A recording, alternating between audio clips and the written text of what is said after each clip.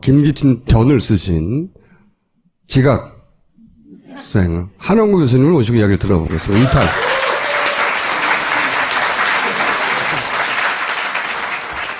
다른 얘기 이어가기 전에 김기춘 전 비서실장이 무엇을 어떻게 지시했냐를 들여다볼 좋은 자료가 하나 김영환 전 민정수석 비망록에 남아있잖아요. 근데 보면 세월호에 대해서 이렇게 얘기해요. 세월호 단식을 하고 있으니까 단식. 국민적 비난이 가해지도록 언론을 지도해라. 이게 8월 23일인데 바로 당일날 김용호 씨 유민 아빠에 대해서 딸을 제대로 돌보지 않았다. 댓글로 시작해요. 처음에. 댓글로. 그러더니 그 다음날부터 진정성 논란이 있다고 막 퍼져나가기 시작합니다. YTN이가 종편 특히 그 조선일보 딸 돌보지 않았다. 응? 그 다음날 TV조선 보상금 문제로 이제 확대돼 간다. 그게 보상금 노리고 그랬다는 거지. 이게 다 단식이. 그러면서 자격 논란으로 아예 확산, 이 양반 진짜. 응? 그 오다를 가장 선두에서 가장 적극적으로 유포하던 1번 나팔수였어요. 이것들이 진짜. 응? 지금 이제 김기춘 죽어라 하거든요. 박근혜 시대는 끝났다고. 이제 내가 살아야 되겠다고. 왜냐면 조선일보를 죽이려고 그랬잖아. 우병우를 통해서. 근데 1번 나팔수였다고. 이게 다 하루 이틀 사이에 벌어져요. 그런 오다가 떨어지고 난 다음에. 그러고 나서 이어서 3일 후에 뭘 하냐면 문재인 단식 안 좋게 본다 64%. 이 갤럽 조사를 만들어서 퍼뜨립니다. 2, 3일 동안 잘 먹혔거든요. 잘 먹혔거든. 그때 나온 문재인도 같이 떠내려가라 이거지. 그리고 그 끝이 일베 폭식인 겁니다. 그 끝이. 이걸로 거의 일단락이 됐어. 이게 이제 김기춘 전 비서실장의 오다로부터 시작된 전방위적인 작전의 끝이라 이거예요. 그러면서 그때 그 메모에 제 눈에 팍 박힌 단어가 뭐냐면 자살방조죄, 자살방조죄. 제가 이걸 보자마자 이건 진짜 김기춘 적이다. 응? 진짜 악마적이다, 이 사람. 이 자살방조죄로 장사를 잘해먹은 사람이에요. 유서대필? 그렇죠. 이 세월호 유민아빠 공작은 강기훈 유서대필 조작, 이거에 변주인 거예요. 그때 등장했던 게 이거거든. 자살방조죄. 김기춘 전 비서실장이 강기춘 유서대필 조작이라는 사건에 이 배우로 거의 추정되는데, 그때 등장한 게 자살방조죄예요. 지난 시간에 저희 잠깐 설명드렸는데, 그때 당시 분진정국이 있는데 그걸 사주했다는 거야. 가짜 유서를 누군가 대신 써주고. 이게 20몇 년 만에 이제 무죄로 판결됐지만 그때 등장의 가살방조죄거든요. 똑같은 짓 하는 거예요. 계속. 악마적이다. 악마라고 할 수는 없고 악마적이에요. 이 사람 진짜. 지난 시간에 저희가 멈춘 지점이 그 유서대필 사건이었지 않습니까? 교수님도 그 생각하셨죠? 이거 보고. 깜짝 놀랐죠. 초원복지부터 이제 오늘 할 차례예요. 네. 초원복집만 하고 그냥 들어가시죠, 오늘은? 지난번은 그 지각이고 오늘은 조퇴. 이게 아까 그 얘기거든요. 분신 자살을 해서 사실은 당시에 자살, 교사나 방조냐 등장했었다고. 자살, 방조. 사건 프레임을 이렇게 몰고 가기 시작한 거예요. 그러다가 강기훈 씨를 끌고 나와가지고 이 사람이 이게 교사해가지고 지금 뒤집어 씌워서 유서를 대신 써줬다고. 완전 미친 말도 안 되는 작전인데 통했어요, 그때는. 그때는 SNS도 없고 아무것도 없었기 때문에 20몇 년 동안 이 뒤집어 쓰고 살았어, 이분이. 그래서 저는 김기춘 전 비서실장을 제대로 이해해야 지금 벌어지고 있는 사안들의 그 기획자의 많은 부분의 기획자의 사건의 그 기획의 실체를 알 수 있다. 이 양반이 반드시 이번에는 단죄를 받아야 된다. 세월호 가지고 이런 언론 장난을 친 사람이 이번에도 빠져나가면 어떻게 해? 말이 안 되잖아요. 그럼 국정조사는 안 될 것 같아. 저걸로는. 청문회로는. 자, 여기서부터 다시 해볼게요. 그 초원복집 사건 여기서부터 설명을 해주시죠. 늦게 와서 죄송합니다. 지난번에 오셨던 방청객들 계시면 특히 더 죄송하고요. 보기 맛있는 음식인데 잘못 먹으면 탈나죠. 굉장히 깔끔하고 처신 잘하고 아주 유지조지 잘 빠져나가던 사람이 여기서 된통 걸렸습니다. 된통 걸렸는데 여기 이제 안경 낀 사람이 그 김기춘이에요. 그런데 여기요. 네. 그런데 오늘도 청문회에서 보셨겠지만 말꼬리 안 잡히는 사람이잖아요. 아주 신중한 사람인데 고향 간 김에 복 먹고 술 한잔 하고 뭐 그래서 그냥 거침없이 나갔어요. 그 도청하는 줄 모르고. 여기 도청을 했고. 그러니까 이게 뭐 엄청난 충격을 준 사건이죠. 근데 여기서 딱 뒤집개의 달인이에요. 저건 아까 그 사건은 이제 국가폭력입니다. 그 대학생을 경찰이 진압범으로 쳐 죽여서 거기에 분노한 학생들이 분신하고 자살하고 뭐 그게 연쇄적으로 일어나면서 전국이 그 혼란에 빠지고 이제 노태우 정권이 전망의 기로에 섰는데 그거를 그러니까 국가폭력을 자살 방조죄로 이제 확 프레임을 바꿔버렸죠. 여기서는 이 전대미문의 부정선거 개입과 지역 감정 부추기는 건데 이건 뭘로 바꿨느냐? 도청 사건으로 바꿨어요. 근데 이런 그 프레임의 뒤집기가 이게 한 번이 아닙니다. 여러분 그 셀프 감금 아시죠? 그거는 국정원의 댓글 사건이 현장에서 적발된 건데 가녀진 여직원을 무지막지한 그 민주당 의원들이 감금했다. 뭐 이렇게 해서 감금 사건으로 바꿔버렸고 이 초원복집 사건도 그렇고 그다음에 정인회 문건 기억하시죠? 그것도 거기 보면은 이제 정말 그 권력농단 그게 지금 우리가 알고 있는 거에 단초가 드러났는데 그건 뭐가 됐습니까? 문건 유출 사건이 돼버렸어요. 그러니까 이제 이 집안이 무슨 사건이 터졌을 때 그걸 초점을 확 바꾸고 그다음에 그걸 어떻게 해요? 언론을 지도하죠. 네? 아까 언론 지도란 말이 나와서 그런 식으로 해서 덮어버리는 그걸로 그 꼼수로 이제 여태까지 이렇게 버텨온 버텼죠. 네, 악마적 기획자예요, 실제. 저쪽에서 보면 굉장히 유능한 공작 기획자인 거지, 설계자. 92년 대통령 선거인데, 네. 여기 이제 뭐냐면 김기춘이 분신정국 유서 대필 사건 때는 법무장관이었어요. 그때 검찰이 이제 총출동해서 이제 그 사건을 마무리 짓고, 그 다음에 이제 대통령 선거가 되니까 뭐 요즘 비슷한 걸로 중립내각이라는 걸 만들면서 선거관리내각. 네, 선거관리내각이 들어오면서 법무장관을 물러났습니다. 그런데 그때 김기춘 입장에서는 다음번에 이제 검찰총장하고 법무장관 했으면 어디로 가고 싶었을까요? 둘 중에 하나였을 거예요. 안기부장을 가든지 총리를 가든지. 그런데 자기 포지션이 자기가 충분히 그럴 자격이 있다고 스스로 생각한 게 거제도 아닙니까? 김영삼하고 같은 고향의 고등학교도 같아요. 경남고등학교. 그러니까 김영삼 정권에서 딱 그런 인맥으로도 있는데 그래도 그런 자리에 또 노리는 사람들이 있으니까 뭔가 하나 확실하게 공을 세워야 할 거 아닙니까? 그래서 부산에서 이제 그 김영삼의 몰표가 나오도록 공작을 해야 하는데 우리나라 지역 감정이 심하기 때문에 부산에서 원래 몰표가 나오게 돼 있지만 이런 게 있죠. 가령 광주에서 김대중이 표를 얻을 때 또 대구에서 노태우가 표를 얻을 때하고 부산에서 김영삼 표를 보면은 김영삼이 늘 적게 나와요. 그러니까 왜 그러냐면은 부산 사람이 김영삼을 들찍인 게 아니라 부산이 도시가 크고 공장도 많다 보니까 타지인이 많단 말이에요. 광주 사람도 전라도 사람도 많이 가 있고 뭐 충청도 사람도 가 있고 하니까 김영삼 득표율이 좀 적은데 그 득표율을 이제 많이 끌어올리고 그거 내가 했어. 하고 이렇게 이제 공작을 하려고 하다가 이제 이게 이렇게 사진 찍히는 바람에 아주 일생일대의 위기를 맞게 된 겁니다. 소위 말하는 3당 합당 때거든요. 3당 합당. 그래서 TK가 PK를 이제 포섭하는 그때였는데 사투리, 경상도 사투리 같이 쓰는 우리가 뭐 남이가 이러면서 당시만 하더라도 부산이 이제 그 김영삼한테 몰표가 나오나 그러지 않은 야도에 가까운 성격의 도시였는데 이때부터 몰표가 나오는데 그때 그런 공작을 기획하는 회의에 참석했다가 딱 잡힌 거예요.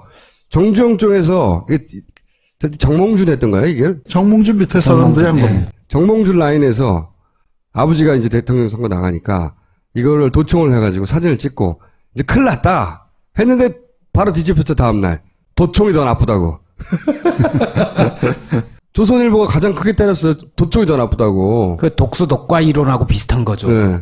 예전에 삼성 나왔을 때도 부정한 방식으로 증거가 될 수 없다 뭐 이런 식의. 그래서 노회찬이 큰 고생한 것처럼. 자, 이 사건이 딱 벌어졌어요. 그래서 딱 잡혔어. 소리도 다 녹음되고 사진도 다 찍히고 딱 잡혔어요. 지금도 남아있는 초원복국지. 네, 아주 유서 깊은 곳입니다. 한번 가보세요. 즉석이 빠졌네, 즉석. 이래가지고 처음에는 막 충격적이었거든요. 들킨 거예요. 그렇게 하겠거니 했던 게 너무나 생생하게 들킨 거지. 한겨레 신문 같네요. 네, 한겨레 신문 맞습니다. 왜냐하면 충격 이런 단어를 그때는 안 썼어요. 다른 매체들은. 조선일보는 바로 뒤집었고. 이렇게 해서 이제 큰 재가를 드디어 치르는구나 싶었는데 또 빠져나갔죠. 빠져나갔죠. 그게 아주 이제 기가 막힌 건데요. 네. 이게 지역 감정이 일어나야 돼! 이렇게 말을 했었거든. 일어나야 해! 라고. 근데 또 비하인드 스토리가 있는 게 뭐냐면은 김기춘의 처가가 광주예요. 그래서 그 광주의 초임 그 검사 때 광주지검으로 발령을 받아서 거기서 이제 하여튼 그 법대 동창의 그 저 여동생하고 결혼을 했는데 뭐 굉장한 애처가로 소문나 있습니다. 우리 저 자백에도 우정 출연하셨죠. 그 부인이. 그래서 이제 마이크 드리는데도 가만히 기품 있게 그 앉아 계신 그 분이 그 광주 분인데 개인적으로는 광주에 처가를 두고 애처가로 소문난 분이 우리 역사에서 최악의 이 지역 감정을 부추긴 걸 보고 참, 야, 정치라는 게 참 무섭구나. 정치가 무섭기 이전 이 사람이 악마죠. 네, 진짜. 이 양반이 이제 실제로 기소가 되긴 됐죠. 기소가 됐는데, 네. 불구속 기소가 됐는데, 이제 이거를, 그러니까 검찰이 법을 갖고 장난을 치는데요. 그러니까 뭐냐면은 우리가 이제 이번에도 그러니까 그 사건이 터졌을 때 무슨 죄를 적용하느냐를 잘 봐야 됩니다. 뭐 이번에 직권남용죄 적용했는데 저거 헌재 가서 들 수 있을지 없을지 모르겠다. 특검에서는 뇌물죄를 적용하겠다. 이제 이렇게 나오고 있는 것처럼 여기서는 이제 이 사건을 김기춘이 이제 된통 걸렸기 때문에 어떻게 하기는 하는데 뭐냐면은 봐주기도 마음먹고 수사를 한 겁니다. 뭐, 다른 얘기지만, 우리 돌아가신 신영복 선생님이 그런 말씀을 하신 적이 있어요. 자기가, 이 사형을 구형받았단 말이에요. 그런데 군 법무관이 툭 치면서 너무 걱정하지 말라고 그러더래요. 사형을 구형해 놓고서. 그래서 이게 무슨 얘기야 했더니, 법을 엉터리로 일부러 적용을 해갖고, 대법원 가서 무죄가 나도록, 파기환송나도록 일부러 적용을 했는데, 그러면서 너무 걱정하지 말라 했는데, 여기서도 보면은 빠져나갈 군역을 다 준 겁니다. 우선, 딴 사람들은 다 빠져나가게 해줬어요. 딴 사람들은, 왜냐하면은 저거를 기관장 모임인데, 관계기관 대책회의에서, 야, 검찰청에 모여라, 뭐, 도청에 모여라, 시청에 모여라, 그렇게 한 건 아니잖아요. 복집에서 모였잖아요, 복집에서. 그러니까 저건 어디까지나 사적인 모임이다. 사적인 모임이다로 만들어 놓고, 저 모임에 참가한 다른 기관장들은 김기춘이가 불러서 가서 김기춘이 하는 얘기 그냥 들은 거니까 저거는 죄가 안 된다 해서 다른 사람 다 빼놓고, 김기춘만 또, 그 다음에 여러 제목을 걸 수 있는데, 그 중에서 하나로 선거법에서 뭘 걸었냐면은, 지금은 이제 선거운동을 누구나 할 수 있는데, 그때는 선거운동원으로 등록을 해야만 선거를 할 수가 있었어요. 선거운동을 할 수가 있었는데, 김기춘은 장관 지낸 사람이니까 선거운동원으로 등록을 안 했단 말이에요. 그런데 김영삼을 지지하는 운동을 하려고 했으니까 그게 위법이다. 우리가 생각할 땐 김기춘이 지역 감정을 조장하고 다른 걸로 거는 게 마땅할 텐데, 그걸로 걸었어요. 그래서 그걸로 불구속 기소를 했더니 김기춘이 뭘 했냐면 이제 정말로 법을 아는 사람들이 법을 갖고 장난치는 게 이렇다는 겁니다. 그걸로 헌법소원을 냈어요. 자기가 검찰총장하고 자기가 법무장관 할 때는 그 법으로 숱하게 사람들 집어넣었으면서 자기가 걸리니까 이 법 잘못됐어 하고 헌법소원을 냈고, 헌법소원을 내서 헌법재판소에서 잘못됐네. 국민들의 정치적 자유를 과도하게 침해하는 거네. 그래갖고 그거를 위헌 판결을 내니까 이건 뭐 자연히 공소기각인가 각한가 뭐 하여튼 그렇게 돼서 김기춘이가 그걸로 빠져나갔는데, 그렇게 이제 정말 잘 짜여진 각본도 겉에서 볼 때는 기소됐으니까 그래도 김기춘이 하나는 기소하나 보다라고 했는데 그렇게 된 거예요. 자, 그 사건을 누가 처리했을까요? 그때 부장검사가 여러분 잘 아는 사람이에요. 김기춘 씨가 은혜를 한 번 입으면 잘 갚는 사람입니다. 그래서 어떻게 됐냐. 그 사람이 부장검사가 박근혜 정권의 첫 총리 정홍원이에요. 그럼 그 주임검사는 누구였을까요? 담당검사는. 최동욱 자르고, 네. 그 다음에 검찰총장 임명한 사람이 김진태예요. 김진태. 촛불 김진태고 다른 사람입니다. 네. 촛불 김진태보다는 그래도 훨씬 나은 사람인데 50으로 넘어올 때 그때 허평이한테 신세지니까 50 청산할 때 50 실세들 다 구속시켰는데 허평만 빼줬어요. 허평만 빼줬는데 이번에 이제 그러니까 은혜를 자기가 큰 권력을 잡고서는 한 명은 총리, 한 명은 검찰총장 그렇게 이제 앉혀줬죠. 이게 뭐냐면은 우리나라 공안 세력이 서로 돕고 상부상조하면서 이렇게 살아가고 있습니다. 지금도 살아남아 있는 거예요, 이 세력이. 근데 이 양반은 검찰 내에만 세력이 있는 게 아니에요. 생각해보면 국정원 오비예요. 실제로. 거기도 라인이 있을 거란 말이지. 대공수사국장을 오래 했잖아요. 그러니까요. 예. 예? 국정원에도 라인이 있고 검찰에도 라인이 있는 거예요. 그러니까 공작을 하게 왔다는 거 왔다. 이 사람만 살아있는 게 아니고 그때 그 기관장 회의에 참여했던 사람들 중에 그 정경식이라는 사람은 나중에 검찰총장인가 검찰총장이 아니고 헌법재판소 재판관이 됐습니다. 검찰 몫으로 헌법재판소 재판관이 됐고 그 다음에 그 박일용이라고 부산 그 경찰국장이죠. 그 사람은 뭐가 됐냐면은 안기부 차장이 돼갖고 그 아마 그 기억나십니까? 총풍, 북풍, 뭐 안풍하는 그 사건들에 보면 이제 주역으로 등장을 해요. 그러니까 이제 그렇게 서로 그 세력들이 그러니까 이 김영삼 입장에서는 성사되진 못했지만 니들 고생했다 애썼다 해갖고 또 그렇게 다 등용을 해주는 겁니다. 그래서 불구속 기소가 됐는데 거꾸로 도청한 사람들이 처벌을 받죠. 도청한 사람들이 처벌을 받고 기관장은 저는 무혐의 처리가 되고 얘기한 대로. 그리고 그때 참석했던 사람들은 말씀하셨다시피 출세를 했고 그 이후로도 소위 뭐 7년이 뭐니 하는 그 사람들뿐만 아니라 그 라인들이 다 살아있는 거예요. 우리나라에서는 한 번도 처벌받은 적이 없는 거예요. 이 사람들은 제대로. 그러니까 무섭지 않지. 언제든 뒤집을 수 있다고 생각하지. 그러니까 탄핵도 또 사람 보내 뒤집으려고 하는 거지. 그러다가 세상이 좀 바뀌어가지고 그나마 SNS도 있고 트위터도 있고 뭐 기타 등등의 방식으로 그 뽀록나기 시작하는 거잖아요. 그래서 조금 깨갱하고 있는 거지. 이 양반은 틀림없이 헌재까지 가서 마지막 순간에 뒤집는다는 목표를 포기하지 않을 거예요. 절대로. 천복제 복국 동창생 같은 사람들을 헌법재판소 재판관으로 앉혀놨잖아요. 정경식 씨가 이미 은퇴를 했지만 그런 사람들이 가서 앉아 있는 겁니다. 그러니까 헌재에 가도 어찌 될지 몰라 하는 그런 믿음이 있는 거죠. 지금도 저는 마찬가지일 거라고 봐요. 헌재 재판관들이 기본적으로 박근혜 정부에서 임명한 사람들 이 다수거든요. 근데 통합진보당 얘기를 보면 김기춘, 박한철 커넥션이 있는 거 아니에요? 있죠, 확실히. 네. 네. 이따 자세히 얘기하겠지만 통합진보당이 해산되기 전에 결과를 김기춘이 이미 다 알고 의원직은 어떻게 할 거냐, 정당 그렇죠. 재산은 어떻게 할 거냐 이런 주고받은 거지. 네, 대책을 논의를 하잖아요. 그러니까 이제 자기들도 하도 여론이 나쁘니까 거기까지 가면 헌법 재판관들이 여론의 눈치를 볼까봐 불안해서 어떻게든 탄핵이 안 되게 하겠지만 그렇게 하다가 안 돼서 탄핵이 되더라도 마지막까지 포기하지 않는다는 거예요. 왜? 평생 성공해 왔는데 평생 이런 짓을 하고도 단 한 번도 죄가를 치르지 않았는데 왜 포기를 해요? 지금 막판에. 네, 초원복집 다음 것도 있지 않아요? 그래서 하여튼 계속 주시해야 된다 우리 모두가.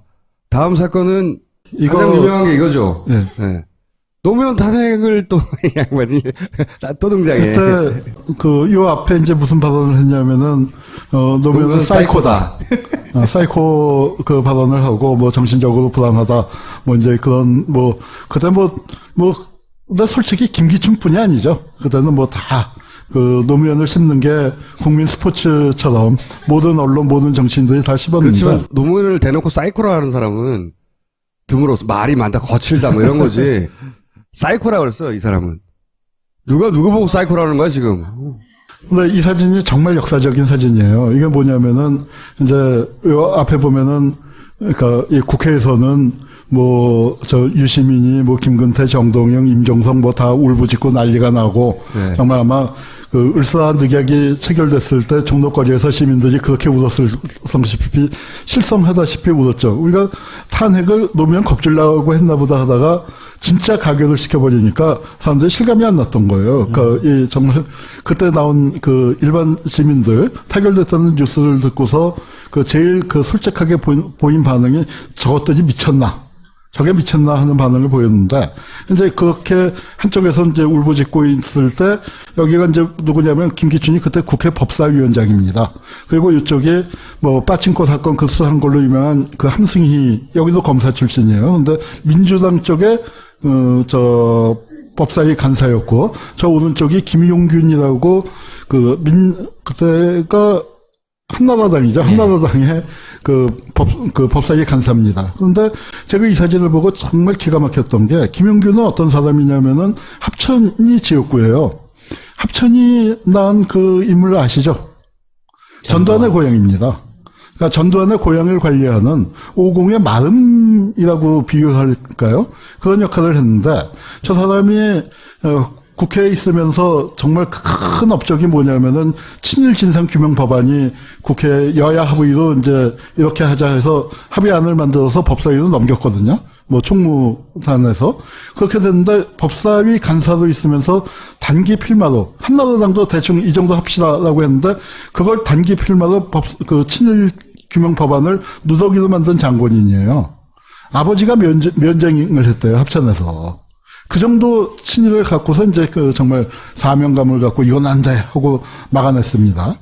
김기춘은 누굽니까? 유신 헌법을 만들었고, 그 다음에 유신 시절에 조작간첩의 공장장 역할을 했고, 그리고 총복집 사건, 최악의 지역감정을 부추겼고, 그 다음에 검찰총장 할 때는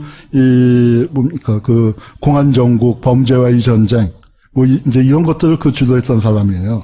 대통령을 자른다는 건, 탄핵한다는 건 절차민주주의가 갈 때까지 가야만 할 수 있는 거 아닙니까? 대통령 탄핵할 정도의 이 절차민주주의가 발전해 있는 나라가 많지 않습니다. 유신 시대에는요, 정일형 의원이라고, 정대철 씨 아버지죠. 그분이 그 당시에 국회에서 최고령 최다선 의원이었는데, 이 얘기했다 국회에서 개처럼 끌려나갔어요. 고향 땅인 고향 땅 선산에서 쟁기질하고 있는 전직 대통령의 모습은 자라나는 청소년들에게 귀감이 될 것입니다. 뭐가 잘못됐습니까? 우리 노무현 대통령 봉화에서 농사 짓고 그럴 때 사람들이 관광객들이 가서 얼마나 좋아하고들 그랬었습니까? 근데 이런 얘기한 게, 왜냐하면 박정희는 종신 대통령이 돼야 하는데 전직 대통령이라는 표현을 썼다고 개처럼 끌려나가는데, 이젠 대통령을 자를 수 있게 됐으니까 참 발전을 했는데, 이 사람들이 과연 그럴 자격이 있느냐 이거죠. 우리가 민주화가 되긴 됐어요. 절차적 민주주의가 발전하긴 했는데, 문제는 뭐냐면 과거 청산을 안 했단 말이에요. 이건 뭐냐면 과거 청산 없는 민주화가 가져온 민주주의 그 자체의 절대절명의 위기였습니다. 룰루랄라 이걸 내놨는데, 이걸 막아낸 사람들이 누굽니까? 바로 여러분들, 우리 시민들이 거리에 몰려나와서 탄핵을 막은 거죠. 좀 아이러니가, 그때는 시민들이 거리 나와서 탄핵을 막았고, 이번에는 시민들이 거리 나와서 탄핵을 시키려고 하는 거예요. 네. 근데 생각해보세요. 그때 이 양반이 서류 접수한 사람이요. 몰랐죠? 검사 역할을 한 거죠. 네. 이 사람이 서류를 접수한 당사자예요, 당시에 탄핵. 막 국회에서 난리치고 있을 때 우리는 그 난리치는 장면만 봤잖아요. 당사자고, 이번에는 거꾸로 국민들이 탄핵을 시키려고 하는데 뒤에서 막고 있는 자예요, 이자가. 그때 김기춘이 명언을 남겼습니다. 인터뷰를 했는데, 아마 요새 SBS나 그런 데서 이제 몇 번 틀어주기도 한 것 같아요. 뭐라고 했냐면은, 대통령 탄핵은 어찌됐든 불행한 일이다. 그리고 내 인생에 다시는 대통령 탄핵을 볼 일이 없을 것이다. 지금 이제 탄핵의 주역으로 지금 공직에 있지 않지만 역사에서의 이제 탄핵, 역사적인 처벌만이 아니죠. 사법적인 처벌을 이제 받아야 할 단계에 놓였습니다. 그거를 결사적으로 막는 사람이 이 사람입니다, 지금. 제가 추정컨대. 2일 1조를 비롯하여 각종 막기 위해 벌어지고 있는 모든 노력들에 뒷배가 저는 이 양반이라고 혼자 추정하는 바입니다. 이 양반도 반드시 같이 탄핵돼야 한다는 거죠. 이거 못하면 너무 부끄러운 거예요. 적어도 세월호 아이들한테도 미안한 거예요. 아빠가 단식하는데 이 사람이 어떻게 했어? 뜬 거거든, 진짜. 라디오 하면서 욕하고 싶어서 어떡해요? 나도 이제 미치겠어, 생방송 하다가. 이게 끝인가요? 이 김기춘과 라면이 아주 깊은 인연이 있습니다. 뭐냐면은 검찰총장 하고 있을 때 이른바 그때 이제 그 주로 공안 정국이었죠. 그리고 범죄와의 전쟁하는데 아니다. 우리 검찰이 따뜻하고 민생에 대해서도 이렇게 신경을 쓴다. 사람들의 먹거리에 대해서도 이렇게 그 관심을 갖는다 해서 검찰의 야심작으로 한 게 그 어떤 라면 문제를 건드렸는데 삼양 유지파동. 그 유명한 공업용 우지 파동이에요. 라면을 튀기는데 요새는 뭐 팜유, 옥수수유, 이제 그 식물성 기름으로 튀긴다는데 그때는 쇠고기 기름으로 튀겼습니다. 그런데 거기에다가 쇠고기 기름이 저도 이제 오늘 여기 오기 전에 자료를 찾아보니까 등급이 12개인가 있었는데 삼양에서 쓴 거는 2등급으로 아주 좋은 상질, 좋은 품질을 썼는데 거기에다가 딱 붙인 게 공업용이라는 딱지를 붙였대요. 근데 우지는 그냥 등급이 있을 뿐이지 따로 공업용이 따로 없어요. 따로 없는데 공업용으로 쓸 수도 있겠죠. 그럼요. 그런데 2등급을 갖다가 공업용으로 쓰는 사람은 없죠.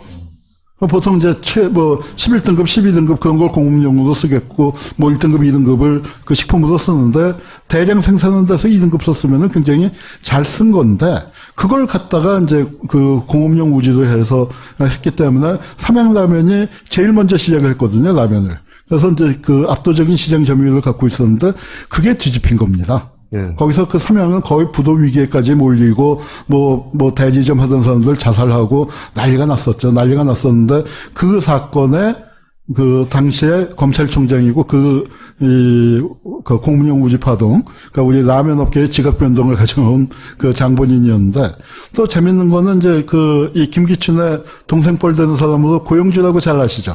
문재인이나 아무나 보고 저거 빨갱이라고 하는 우리나라 최고의 빨갱이 감별사. 이사장이잖아요. 네. 그렇죠? 박문진 이사장인데 그 전에는 뭘 했냐면은 걔네당 있죠, 걔네당. 그쪽 당 추천으로 세월호 진상규명 특위에 가서 세월호 진실 인양을 딱 가로막고 있었던 그자가 바로 고영주인데 이 공안 검사들을요, 인사 이동을 하다 보면은 공안만 하지는 않을 거 아니에요. 형사에 가면은 꼭 사건을 치는데 그때 그 사람은 뭘 갖고 사건을 쳤냐면은 포르말린 통조림이라고 혹시 기억나시는지 모르겠어요. 우리 골뱅이에 포르말린을 넣었다. 와, 이거 끔찍한 거 아니에요.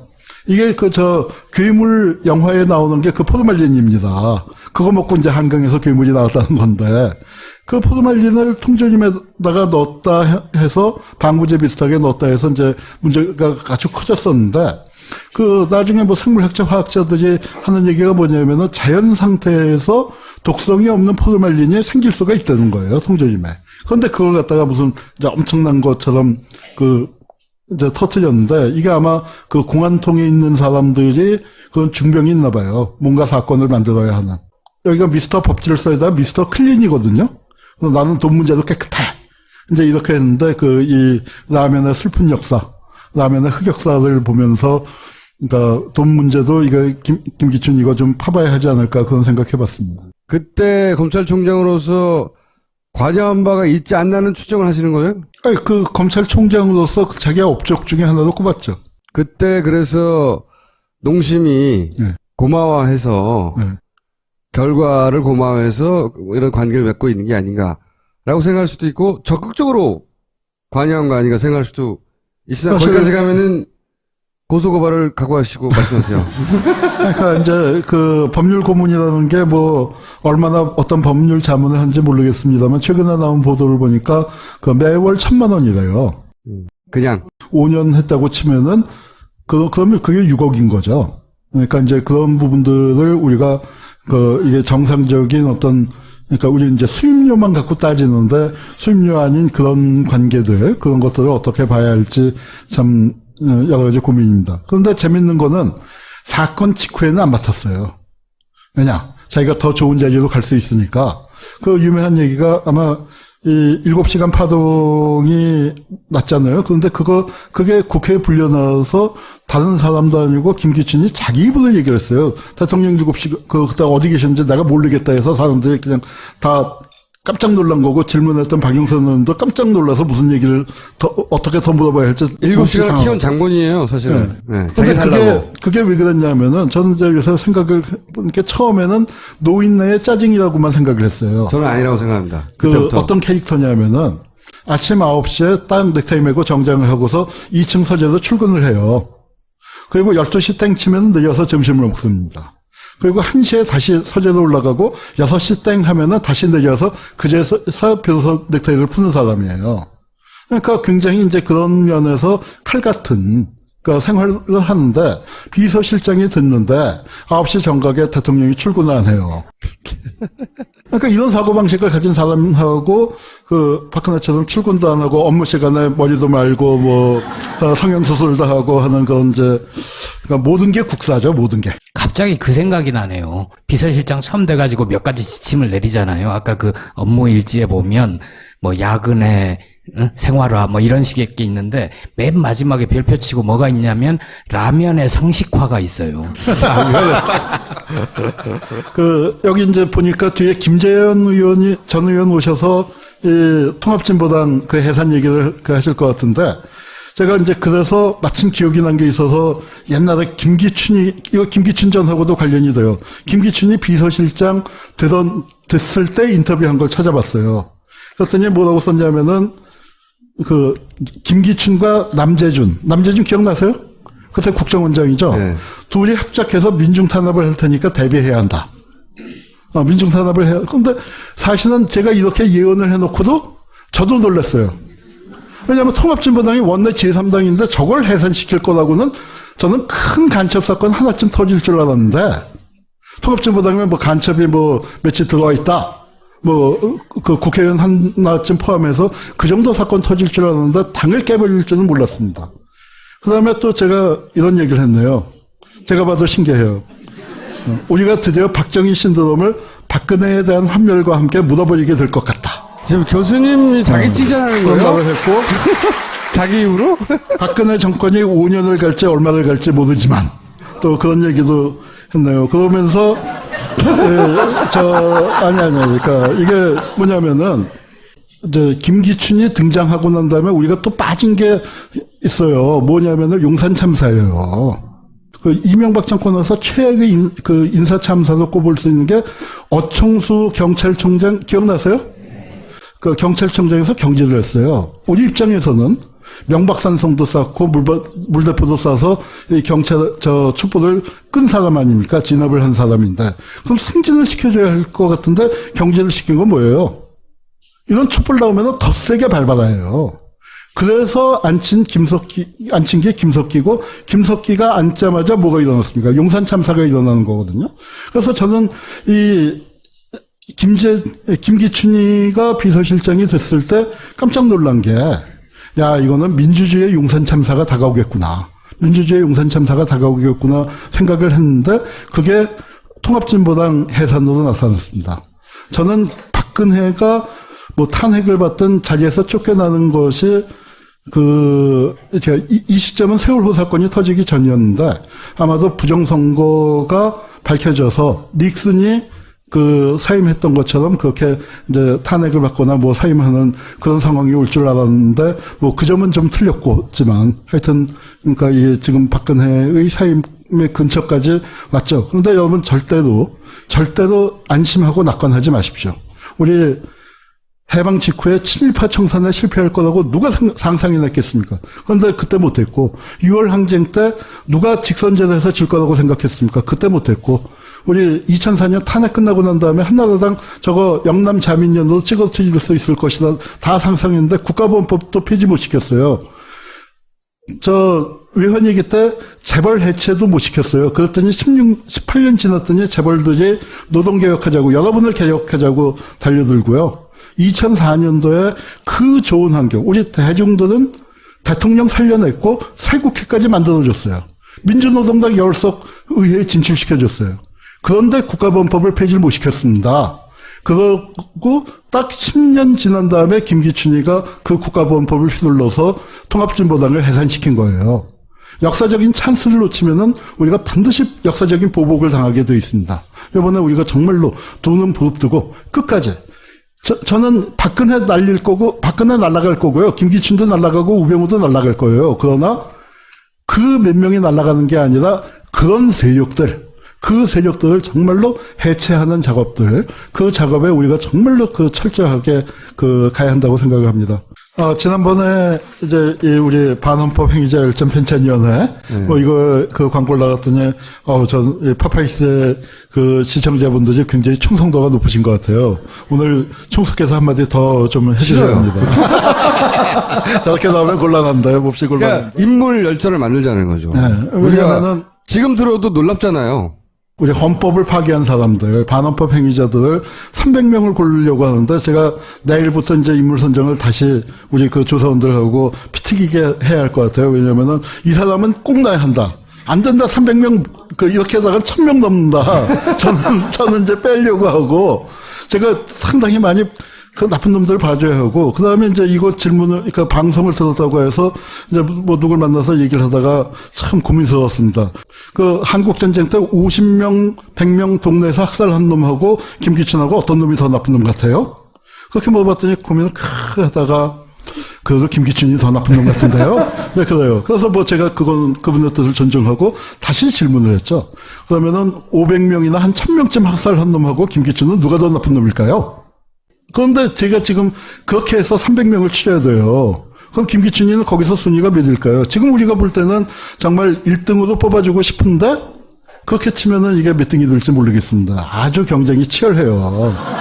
여기 들면 가문의 영광이에요. 가문의 영광인데 지금 그런 사람들을 사실은 뭐 정말 친일명사전 일제 36년 기간 갖고 5,000명을 했는데 이건 그렇게 그 정도의 기준을 갖고 꼽자면 훨씬 많죠. 훨씬 많은데 뭐 그거 어쩝니까? 김기춘이가 지금도 인재하고 있고 황교안이는 내일 모레 대통령 권한대행이 될 판이고 고영준은 MBC 이사장 하고 있는데 이런 사람을 몇천 명을 무슨 수로 조사를 합니까?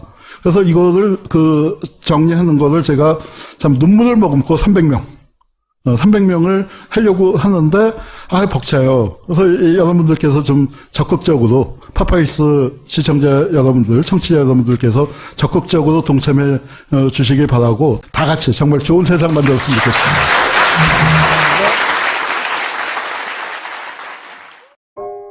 우리는 생각했습니다. 실외는 가까운 곳에 있다고. 우리가 파는 것은 음료 몇 잔일지 모르지만 거기에 담겨있는 것이 정직함이라면 세상은 보다 건강해질 것입니다. 그래서 아낌없이 담았습니다. 평산네이처 아로니아 친. 지금 딴지마켓에서 구입하십시오. 신발 안에 숨어 발의 편안함을 돕는 자, 발바닥 전체에 영향력을 행사하며 숨쉬는 이중 아치 구조 실리콘 돌기. 깔창 하나로 내가 가진 모든 신발에 미치는 파급력. 실리콘 소재의 내구성과 긴 수명, 변하지 않고 오래도록 당신의 발을 지켜줄 내 발바닥의 필선 실세 필바운드 깔창. 딴지마켓에 있습니다. 김기춘 변을 쓰신 지각생 한원구 교수님을 모시고 이야기를 들어보겠습니다. 이탈.